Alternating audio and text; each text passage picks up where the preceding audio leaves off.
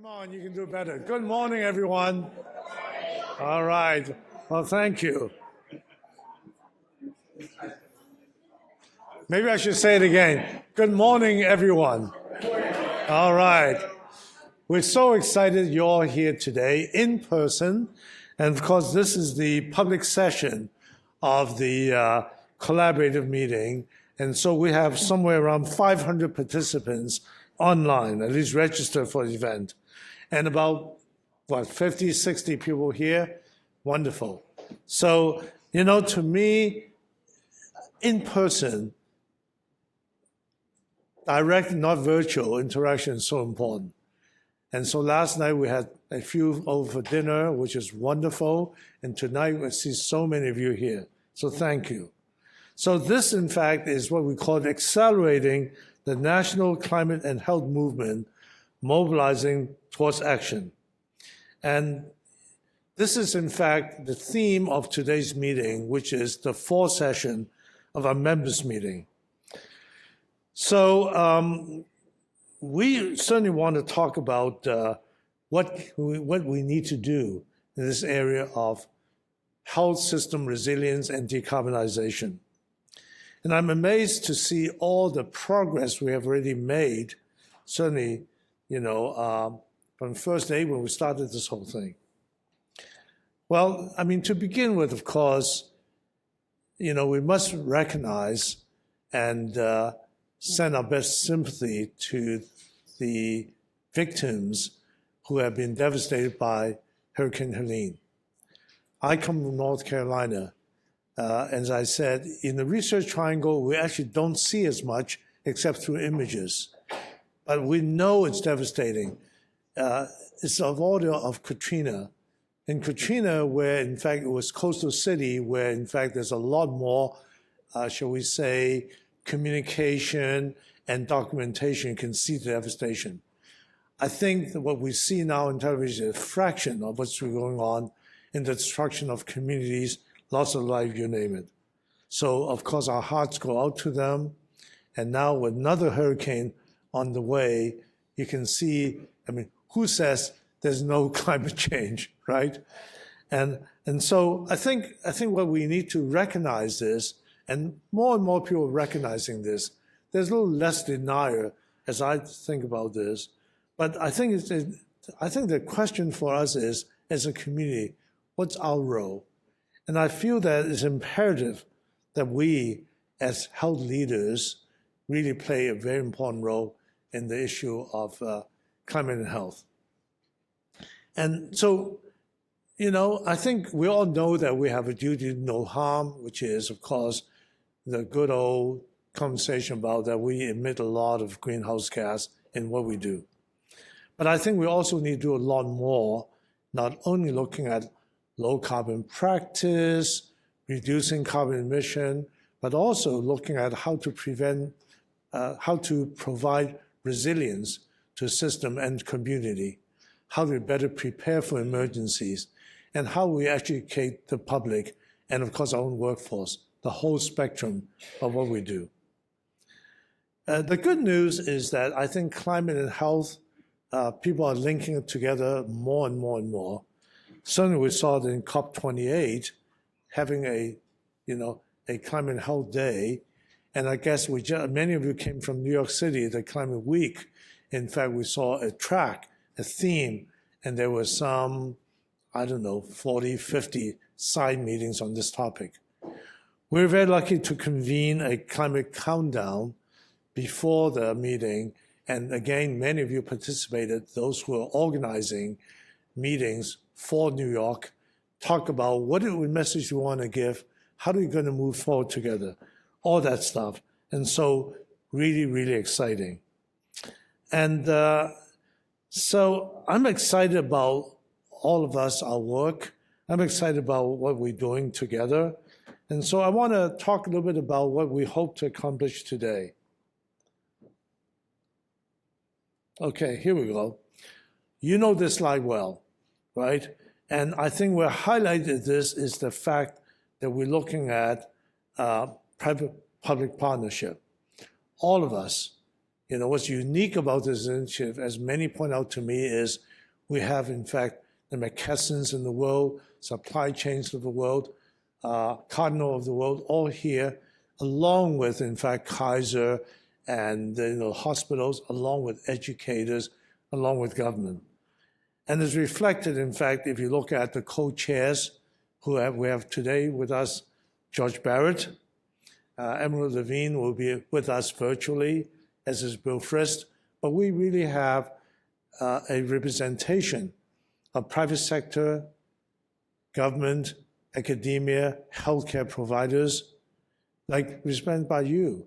But also we are looking at truly bipartisan group to work together for the same reason.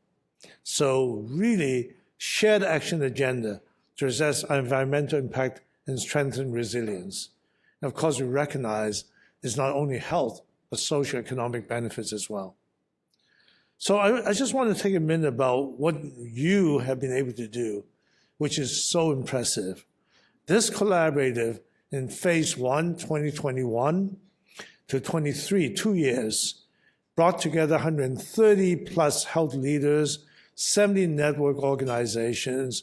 We created 30 resources, which some highlight below, such as carbon accounting webinar series, a sustainable journey map, particularly by the supply chain, to say anybody who wants to enter the field, here's a map for you. Lots of discussion, of course, led by our OCHI and government leaders, but with the support of many of you, on the use of IRA, Inflation Reduction Act. We had a discussion paper, so it enabled people can take advantage of the IRA, and many, many key actions, which are short lists. I would say that we don't want to take credit for all these things, but the fact that our members who've been actively working with us, particularly on the policy metric incentive group, have initiated in their own domain some really important initiatives, such as the Joint Commission to look at, and I know that I think I'm trying to see, I had dinner with him last night. There he is, right? The Sustainable Certification Program. We'll hear some more about this. Really exciting, because it's a starting point of people saying we're going to really look at how we're doing. From certification, maybe to moving to something that's even more common and expected as a high-performing health system. And of course, let's follow the CMS Innovation Center initiate this team decarbonization resilience initiative, which are voluntary. It's a starting point, and we think the journey would be towards more, how do you actually pay for performance, right? Value approach. So you need to measure them for. So as I think about this phase, 2024 to 2025, we continue 4 working groups, but we really want to build this accelerated movement because we want everybody in the nation and internationally to say, this is important. We've got to be part of this. And as we said, and we're going to hear from Don Berwick, who's really, to me, the icon who started the movement in patient state equality to say, okay, you're uncomfortable, but just join us, a Big Tent approach. And then when you're more comfortable, let's start really measuring and push the changes. So that's, in fact, what it's about. So therefore, we have launched in April the idea of accelerating national climate health movement. Now, you notice we choose the word very carefully. We're accelerating a movement because it was Gary Cohn who pointed to me, there already is a movement, which is absolutely true. So the idea is to say it's not only there's a movement, but we want to bring everybody together under one big tent. It's inclusive, right? It's everybody, and what we want to accelerate this. So we really think about us as a coordinating body. That's it. As a catalyst to bring together this under one roof, to work together to really create and mobilize the whole community. So the organization that will join us will have highlights on the impactful climate work, forge partnerships, track collective progress. So the good news is since April, we have 340 organizations representing about 800 hospitals joining us. Now, this is just the beginning.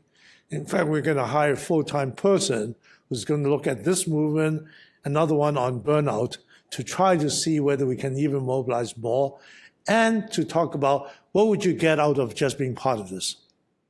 Well, I said earlier, our work is inspired by Don Berwick, who's going to be the next speaker, because Don, in the early days, 25 years ago, when the Academy, IOM, now the NAM, put forward this report to As Human. And the report says, you know, up to 98,000 deaths are happening from medical errors in hospitals. You know, most people say, nah, oh, what do we need to do? And Don has this idea of 100,000 Lives campaign. And through that, this whole idea of a Big Tent approach, we call waste no will. You don't waste anybody's goodwill. We had people joining. And I think we're just starting this. And we need all of you and everybody online to join us to keep moving on this. It's not NAM movement, it's our movement together.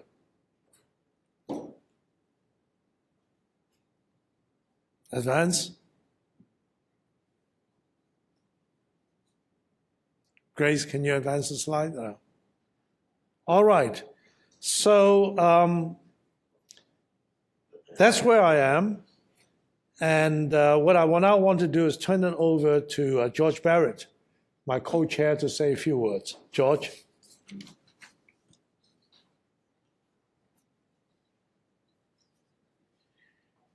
Thank you, Victor. It's really great to see everyone here in person, and welcome to all of you. Good morning, and good morning to those who are joining us virtually. So I'm sorry that you all can't be here. I'll try to make my remarks brief. We've got a lot of work to do today and some wonderful panels that are in front of us.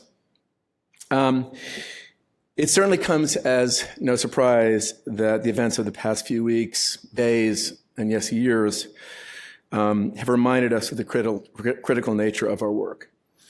Sadly, the connection between climate change and human health is becoming ever more apparent. And it's also a reminder that while the work of the collaborative, which I co-chair, is focused on mitigation and specifically the reduction of our emissions and carbon footprint, it's also important for us to focus on adaptation, resilience. These must be part of our ongoing work and part of the movement. It's really with this in mind that it is so important that we continue to accelerate what Dr. Zhao describes as a movement, and a movement around climate and human health. There's no single aspect of this that we should stand alone. It needs to be swept into this broad work that we are doing. Over this past year, we've seen an increased number of healthcare players across sectors engaging in our work, and for this, we are deeply grateful. And with that, I would like to introduce our newest co-chair of the Action Collaborative, who really needs no introduction. Senator Bill Frist has devoted his life's work to human health from every seat he's occupied, from physician surgeon to Senate Majority Leader, chair of the Nature Conservancy, board of directors, a global statesman and activist. Bill sets a high standard. We're thrilled that he's joining us as a co-chair, and I'm honored to introduce him now. So, Bill, Senator Frist, we turn it to you. Yeah, George, thank you. And Victor, thanks for your introductory comments. I am so embarrassed that I'm not there with you in the room. I'm old-fashioned enough to I know and really believe there's nothing better than to have the chemistry and the nuance and being in the room. But there are appointed CEOs, healthcare CEOs from around the country who are here in Nashville, Tennessee, and I addressed them last night on this very topic, sharing with them what we all know. And there is no better time, sort of opportune time with what we're going through today in terms of this intersection of health and healthcare and well-being. So thanks for everybody's participation. Literally within 36 hours, we have a hurricane that will take down hospitals, that will disrupt healthcare to individuals of people who need it, that will separate people from their medicines, their life-saving medicines in many ways that will lead to the mental health aspects of anxiety and depression, all of which we know disproportionately will, within 36 hours, impact the most vulnerable people around us.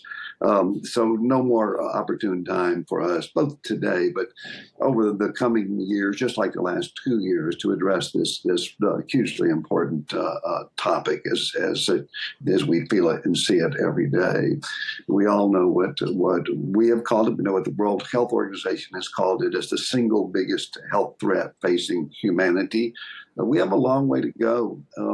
As I talk to my public groups and my business groups and my local groups, there's still not a clear understanding of what can be done. The people feel it, they know it, but in terms of the resilience, the mitigation, the adaptation, what we can do from a public health model in terms of identifying the root causes and add to that dialogue. So again, thank all of you for what you're doing. Nashville's an interesting town because we're a healthcare system town. There's so many corporate offices here, and constantly I'm sharing with them, and they have reach all across the country, of the fact that the U.S.